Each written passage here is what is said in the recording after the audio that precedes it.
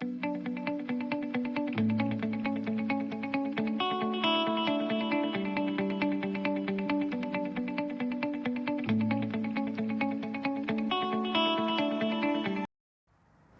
Morning class 7th। आज अपन class 7th का chapter number 4 पढ़ेंगे, हीट। ठीक है ना। हीट मतलब तो आप सबको पता है क्या होता है।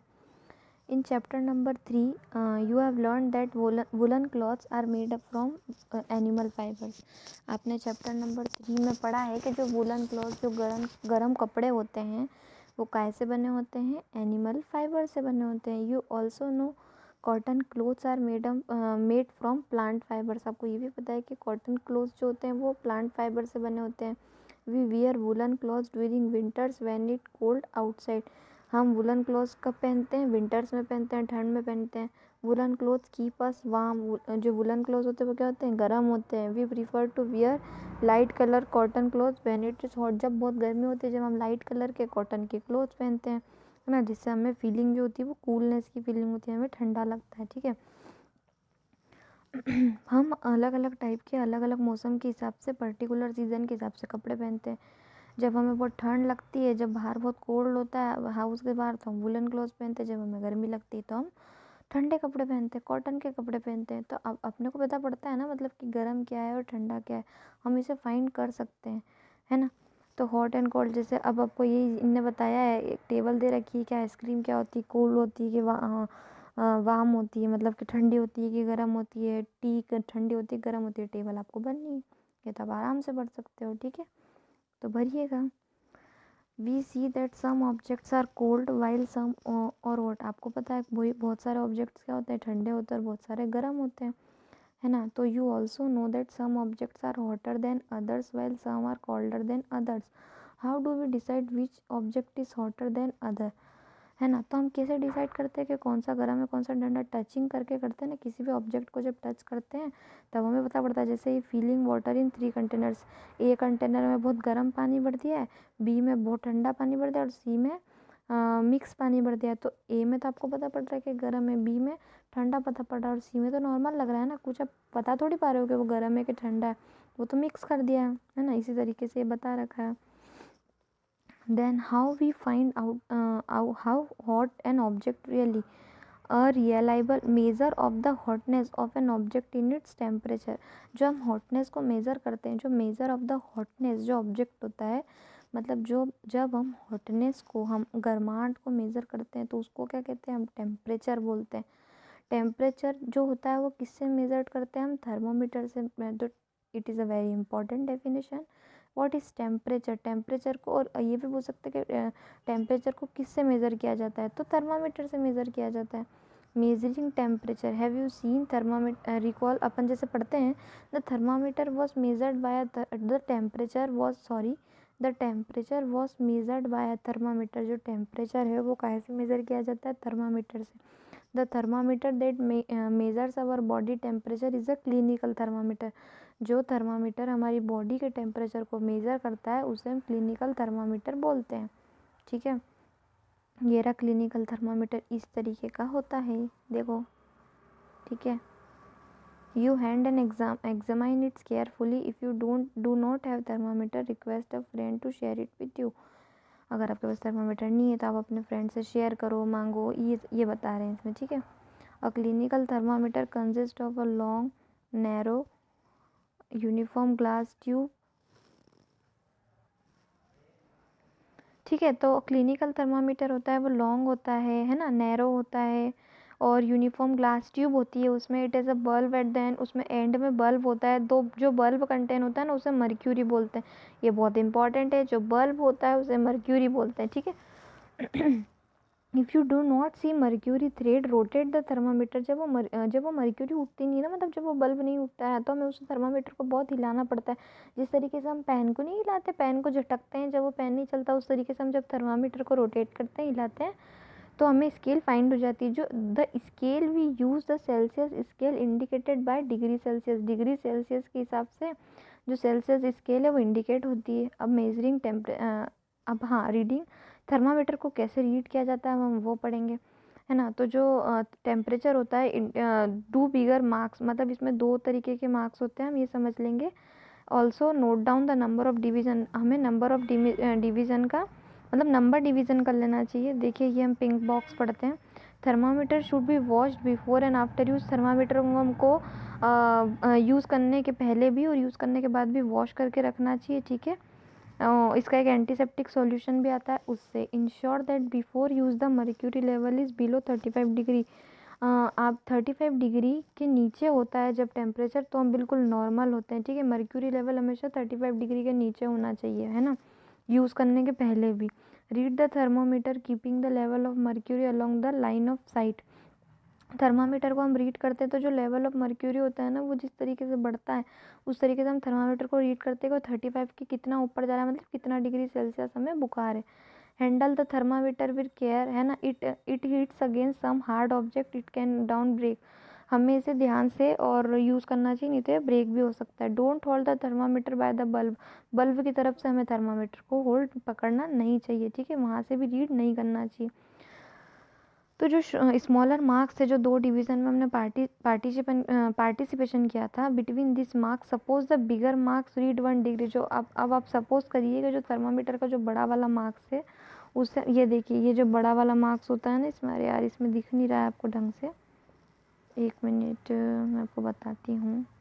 ये देखिए इसमें, देखिए ये देखो, ये जो इसमें आपको बड़ी लाइन दिख रही है ना ब्लैक वाली, ये जो बड़ा वाला मार्क्स होता है उसमें हम 1 डिग्री से इसमें मान रहे हैं। और जिसमें जो छोटे छोटे लाइन होती है ना बीच में, देखो 5 होती है, कैलकुलेट कर सकते हो 1 2 3 4 5। तो जो ये बड़ी बड़ी लाइनें होती हैं, 5 डिवीज़न होती है, उसे हम बिटवीन करते हैं। तो जैसे 1 स्मॉल डिवीज़न, तो हम इसे कैसे रीड करेंगे कि एक बड़ी लाइन होती है और उसके कितने 5 टुकड़े होते हैं अंदर, मतलब 5 डिवीजन, 1/5 मतलब 0.2 डिग्री सेल्सियस का वो एक डिवीज़न होता है। जो स्मॉल डिवीज़न होता है ना 5, वो 0.2 डिग्री का एक होता है। फिर 0.2 के आगे आगे जैसे जैसे बढ़ते जाएंगे तो डिग्री सेल्सियस इधर बढ़ता जाएगा। Wash the thermometer preferably an antiseptic solution, ये मैंने आपको भी बताया, ये 35 डिग्री के नीचे होना चाहिए, है ना। इस तरीके से correct method of reading a clinical thermometer, इस तरीके से हमें उसको रीड करना चाहिए जिस तरीके से पिक्चर में कर रहे हैं ना, ये इस तरीके से हमें इसे अपनी टंग पर रखना चाहिए। 1 मिनट तक थर्मामीटर नोट करना चाहिए, रीड करना चाहिए। ये हमारी बॉडी टेम्परेचर रीड कर लेगा। And the temperature should always be started it's units 0 degree Celsius. Degree Celsius के हिसाब से इसकी यूनिट्स मतलब हमें टेम्परेचर बताती रहेगी। The normal temperature of human body is 37 degree Celsius. Note that the temperature is started with is units. Normal temperature जो living being मतलब ह्यूमन लिविंग जो हम बॉडी है, हमारा जो नॉर्मल टेम्परेचर होना चाहिए ह्यूमन बॉडी का, वो 37 डिग्री सेल्सियस होना चाहिए, ठीक है। तो ये हम लिख के जो हमारा मतलब बॉडी टेम्परेचर है वो हमें नोट करके कॉपी में, उसके बाद हमारी टंग पर रख के थर्मामीटर से टेस्ट करना चाहिए कि हमारे बॉडी का क्या टेम्परेचर है, ठीक है। फिर यहाँ पर आप कर सकते हो ये एक्टिविटी कि किसी का भी नेम लिखो और उसका कितना टेम्परेचर है बॉडी का वो लिख सकते हो। Is the body temperature of every person 37 degree Celsius. क्या हर बॉडी टेम्परेचर, हर इंसान का बॉडी टेम्परेचर 37 डिग्री होता है? The temperature of every person में नॉट बी 37। हर पर्सन का 37 डिग्री निकले ज़रूरी नहीं है, ठीक है। थोड़ा सा कम ज़्यादा भी हो सकता है। नॉर्मल टेम्परेचर एवरेज बॉडी होती है, मतलब जो थोड़े से हेल्थी पर्सन्स होते हैं ना उनका थोड़ा सा ज़्यादा भी हो सकता है। जो बिल्कुल मतलब हेल्थी पर्सन नहीं होते हैं, जो ढंग से खाते पीते नहीं हैं, जो मतलब बिल्कुल कमज़ोर होते हैं, उनका थोड़ा कम भी हो सकता है। मतलब ये एवरेज है, ऊंचा नीचे थोड़ा सा चलता है। The clinical thermometer is design to measure the temperature of human body only. जो क्लिनिकल थर्मामीटर बना है वो सिर्फ ह्यूमन बॉडी का टेम्परेचर नापने के लिए ही बना है। The temperature of human body normally does not gate below 35 degree और अबव 42 डिग्री। 35 डिग्री के नीचे हमारा टेम्परेचर नहीं होना चाहिए। 35 डिग्री बिलो और अबव 42 डिग्री, मतलब 35 और 42 के बीच में होना चाहिए हमारा temperature. That is the reason for this thermometer has the range 35 degree Celsius to 42 degree Celsius. ये थर्मामीटर की रेंज क्या होती है? 35 degree Celsius to 42 degree Celsius. This is the important question, ठीक है। आपसे रेंज पूछी जा सकती है। लेबोरेटरी थर्मामीटर, अब लेबोरेटरी थर्मामीटर कैसा होता है? ऐसा होता है, ठीक है। How do we measure temperature, इससे कैसे टेम्परेचर मेज़र करते हैं। One such thermometer is known as the laboratory thermometer.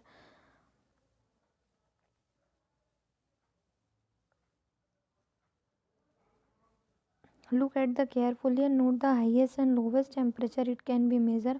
The range of laboratory thermometer is generally from -10 degree Celsius to 110 degree Celsius. अब मैंने आपको बताया था कि जो क्लिनिकली थर्मामीटर की रेंज क्या होती है, कितने क्या सेल्सियस पे होता है, और लेबोरेटरी थर्मामीटर की क्या होती है, ठीक है। दोनों आपको याद होनी चाहिए, है ना। ये एक्टिविटी है, ये लेबोरेटरी थर्मामीटर इस तरीके से मेजरिंग करते हैं, ये बता रखा है।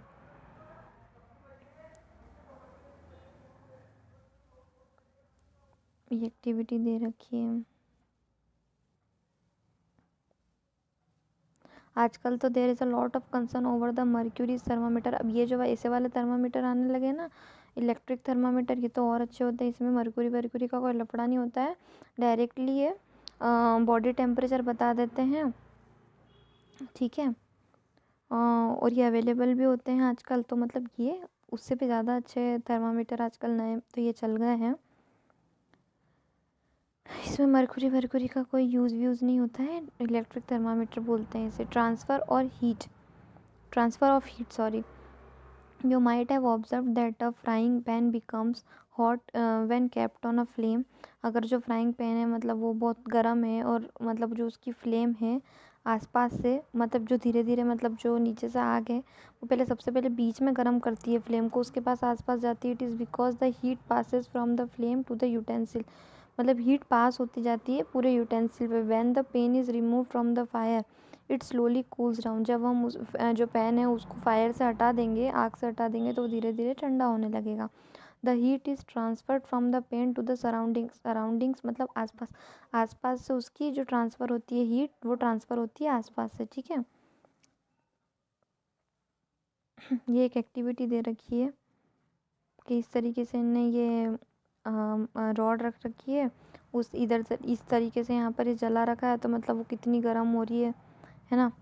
तो ये देखिए, ये इम्पॉर्टेंट है। The process by which heat is transferred from hotter end to colder end is of an object is known as conduction. Conduction किसको बोलते हैं कि हीट जो होती है वो ट्रांसफ़र होती है हॉटर एंड में, और टू द कोल्डर एंड में। हॉटर से, जब गर्म से ठंडाई में कोई चीज़ ट्रांसफ़र होती है, बहुत गर्म, जब प्रोसेस ऑफ हीट, जो मतलब हीट की प्रोसेस होती है, तो बहुत गर्म चीज़ से जब ठंडी चीज़ में मतलब कन्वर्ट होती है ना, कोई प्रोसेस, कोई भी ऑब्जेक्ट कन्वर्ट होता है ना, उसे हम कंडक्शन बोलते हैं। In solids generally the conduction of heat by different materials, ठीक है। Heat is transferred by the process of conduction to all substance conduction heat easily. ये जो सारे सब्सटेंस है, ये कंडक्ट, जो हीट्स है वो इजीली कंडक्ट हो जाएंगे। You must have observe that metallic pan for cooking as a plastic और वुडन हैंडल। इसीलिए ज़रूरी है कि जो हमारा जो यूटेंसिल होती है, जो मेटेलिक पैन होती है, उसमें प्लास्टिक या वुडन का हैंडल होना चाहिए, जिससे हम उसे ईजिली होल्ड कर सकें और हमें जले भी ना। ये भी एक एक्टिविटी दे रखी है ना। इंसुलेटर्स क्या होते हैं? The materials which allow heat to passes through them easily are conductors of heat. Conductors of heat मतलब होता है कि जो मटेरियल्स होते हैं उसमें इजीली हीट पास हो जाती है, उसे हम कंडक्टर्स ऑफ हीट बोलते हैं। जैसे एल्यूमिनियम है, आयरन है और कॉपर है। The materials which do not allow heat, जिसमें हीट अलाउ नहीं होती, जिसमें हीट पास नहीं होती, इजीली हीट पास नहीं होती, तो वो क्या होते हैं? पुअर कंडक्टर ऑफ इलेक्ट्रिसिटी होते हैं, पुअर कंडक्टर ऑफ हीट होते हैं, ठीक है। जैसे प्लास्टिक है, वुड है। Poor conductor are known as insulators. जो पुअर कंडक्टर्स होते हैं उसे हम इंसुलेटर्स बोलते हैं, ठीक है। कन्वेक्शन क्या होता है? The process continues till the whole water gets heated. मतलब ये जो प्रोसेस है, इसमें जो पूरा पानी है वो पूरा हीटेड हो रहा है। The mode of heat transfer is known as convection. जो मोड है, मतलब जो हीट जो ट्रांसफर हो रहा है, उस प्रोसेस को हम कन्वेक्शन बोलते हैं। The air nearer the heat source get hot and rises. जो मतलब हवा में, मतलब जैसे धुआं धुआं निकलता है ना जब पानी गर्म होता है, तो ये बता रहे हैं कि जो हीट राइजेस होती है वो एयर में सारा धुआं जाता है, ठीक है। अब देखिए ये एक्टिविटी में आप देख रहे हैं transfer of heat bye convection in air. हम ऊपर हाथ रखेंगे तो हमें ज़्यादा चेटेगा, या फिर हम पास में हाथ रखेंगे तो हमें ज़्यादा चेटेगा, ज़्यादा हीट हमारे पास में आएगी। ये बता रहे हैं the people living in the coastal areas experience an interesting phenomenon during the day the land gets heated. दिन के समय में जो लैंड होती है, जो ज़मीन होती है, वो बहुत गर्म होती है, ठीक है, फास्टर देन द वाटर, है ना। दिन के जो समय में होती है वो ज़मीन क्या होती है, बहुत गर्म होती है, फास्ट, मतलब जो वाटर है वो भी बहुत, पानी जो होता है ना, मतलब पानी से ज़्यादा गर्म क्या होती है, ज़मीन होती है दिन के समय में। The air over the land, जो मतलब जो हवा होती है वो डायरेक्टली लैंड पे आती है और लैंड को क्या करती है, बहुत गर्म कर देती है, ठीक है। द कूलर एयर, जो ठंडी हवाएं होती है, जो सी की हवाएं होती है ना, वो लैंड पे आती है, टेक इट्स प्लेट्स। तो जो वार्म एयर होती है, जो मतलब गर्म हवा होती है, वो लैंड पे मूव होती है जब सी के पास से। तो ये एक साइकिल होती है जिसे हम सी ब्रीज बोलते हैं। द एयर फ्रॉम द सी, जो हवा होती है वो जब सी के पास से आती है तो उसे हम सी ब्रीज बोलते हैं। और जो लैंड होती है, जो जो लैंड मूव्स करती है सी के आसपास से, उसे हम लैंड ब्रीज बोलते हैं। इसका मतलब डायरेक्टली बस यही है, इसमें यही बता रखा है कि जो दिन के समय में होती है वो ज़मीन ज़्यादा गर्म हो जाती है पानी के कंपैरिजन में।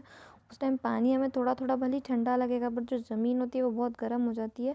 और शाम के समय में उसे उसे सी ब्रीज बोलते हैं।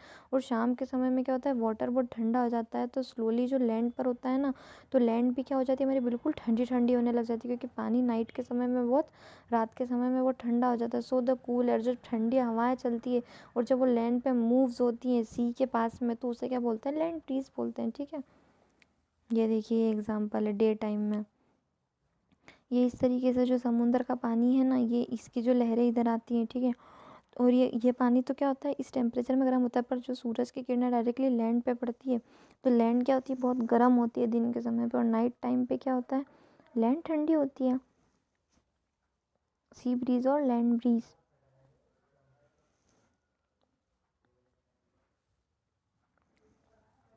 From the sun the heat comes to earth, sun से जो हमें हीट मिलती है, उस प्रोसेस को हम क्या बोलते हैं, रेडिएशन बोलते हैं, ठीक है। ये इंपॉर्टेंट है। The transfer of heat bye radiation does not require any medium, जो हीट है उसको ट्रांसफ़र होने में जो रेडिएशन के लिए कोई कोई मतलब मीडियम की रिक्वायरमेंट नहीं होती है। It can take place whether a medium is present और not. When we sit in front of a room heater, we get heat by this process. A hot utensil kept away from the flame cools down and transfer heat to the surrounding by radiation. Our body too gives heat to the surrounding and receives heat by the radiation. जब हम धूप में बैठते हैं तो हम already गर्म रहते हैं, और जब हम ठंडे में बैठते हैं तो हम एकदम से ठंडे हो जाते हैं। ये सब एक रेडिएशन होता है। All hot bodies radiate heat, जो गर्म बॉडीज़ होती हैं, है ना, जो गर्म शरीर होता है वो हमेशा हीट रेडिएट करता है।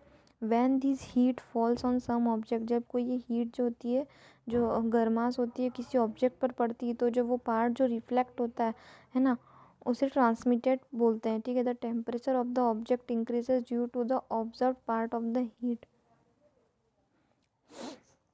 ये देखिए ब्लू में ये कूल है, इधर पानी कूल हो गया और ये ज़मीन क्या हो गई, गर्म हो गई। रात के समय में क्या हुआ, पानी ठंडा हो गया, है ना, पानी ठंडा हो गया, पानी गर्म हो गया और ज़मीन क्या हो गई, ठंडी हो गई, कूल हो गई।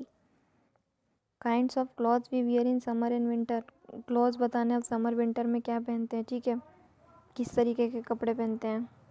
Containers with black and white surface, एक गर्म पानी है इसमें और एक ठंडा पानी है। गर्म मतलब ठंड में आप कैसे डार्क कलर के क्लोथ्स पहनते हैं, लाइट पहनते हैं, कि ठंड में कैसे कपड़े पहनते हैं, गर्मी में कैसे कपड़े पहनते हैं, इसमें कौन से कंफर्टेबल होते हैं। वुलन क्लोथ्स जो होते हैं वो वार्म इन विंटर होते हैं, मतलब गर्म रहते हैं विंटर के समय में। In the winter we use woollen clothes, हम ठंडाई के समय में वुलन क्लोथ्स पहनते हैं। वूल जो होता है वो पुअर कंडक्टर ऑफ हीट होता है ना।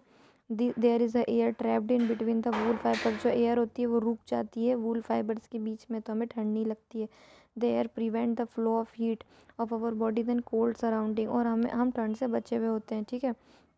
ये पूरे चैप्टर में बताया गया है, तो मैंने आपको पूरा चैप्टर समझा दिया है और इसकी PDF आपको आ जाएगी, ठीक है, ग्रुप में। तो आई होप आपको चैप्टर अच्छे से समझ में आया होगा, ठीक है। इसमें हीट के बारे में बताया गया, तापमान थर्मामीटर क्या होता है, क्लिनिकल थर्मामीटर क्या होता है ना, लेबोरेटरी थर्मामीटर क्या होता है ना, लैंड ब्रीज सी ब्रीज क्या होता है। इस तरीके से ये जो ट्रांसफ़र ऑफ हीट है ये कैसे सी ब्रीज, और ये जिस तरीके से दिन में क्या होता है, किस तरीके से ज़मीन गर्म होती है कि नहीं होती है ना, ये सब बताया गया। आप कैसे कपड़े पहनते हैं ठंड में, कैसे गर्मी में पहनते हैं, सब कुछ बताया गया, ठीक है।